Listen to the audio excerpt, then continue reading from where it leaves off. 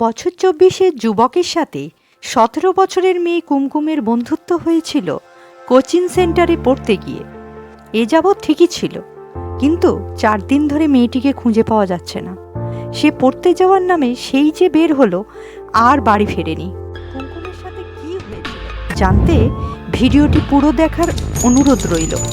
ভালো লাগলে এই ধরনের ভিডিও পেতে চ্যানেলটি এখনই সাবস্ক্রাইব করুন এবং কমেন্টে জানান কেমন লাগে। 21শে নভেম্বর 2002, নদিয়ার ভীমপুর থানা এলাকা। কুমকুমের বাড়ি থেকে প্রতাপের বাড়ির দূরত্ব অনেকটাই, তবে তাদের একই কোচিং সেন্টারে পড়াশোনার সূত্র ধরে পরিচয়। ক্রমে তা বন্ধুত্ব এবং সময়ের সাথে সাথে তা প্রেমে পরিণত হয়। অথই যৌবন, অগাধ প্রেম। প্রেম আর বাধা না মেনে উতলে ওঠে শারীরিক সম্পর্কে, আর মেয়েটির জীবনে নেমে আসে এক অমোঘ সর্বনাশ। মেয়েটি প্রেগনেন্ট, কিন্তু এবার সে ঘুরে দাঁড়ায়। পরিচয় চাই তার আগামীর। তার যে চুপ থাকার দিন শেষ, সে ছেলেটির কাছে বিয়ের আর্জি জানায়, কিন্তু আসল সত্যি তো এবারই সামনে আসে।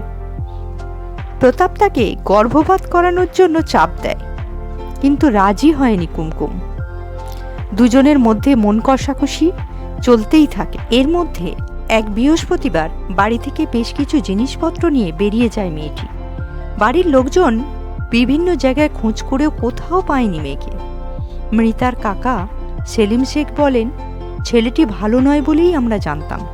ওর সঙ্গে মেলামেশা করতে ভাইজিকে অনেক করে নিষেধও করেছিলাম, কিন্তু ও আমাদের কথা শোনেনি। তারপর এই পরিণতি। ছেলেটার কঠোর শাস্তি চাই আমরা। বস্তুত নাবালিকার দেহ উদ্ধারের পর রবিবার সকাল থেকে শোরগোল পড়ে এলাকায়। কৃষ্ণনগর পুলিশ জেলার অতিরিক্ত পুলিশ সুপার সঞ্জয় কুমার মাকোয়ান বলেন, ঘটনাস্থলে পুলিশ পৌঁছেছে, তরুণীর দেহ উদ্ধার হয়েছে, ময়না তদন্তে পাঠানো হবে। অভিযুক্তকে ইতিমধ্যে গ্রেপ্তার করে জিজ্ঞাসাবাদ করা হচ্ছে।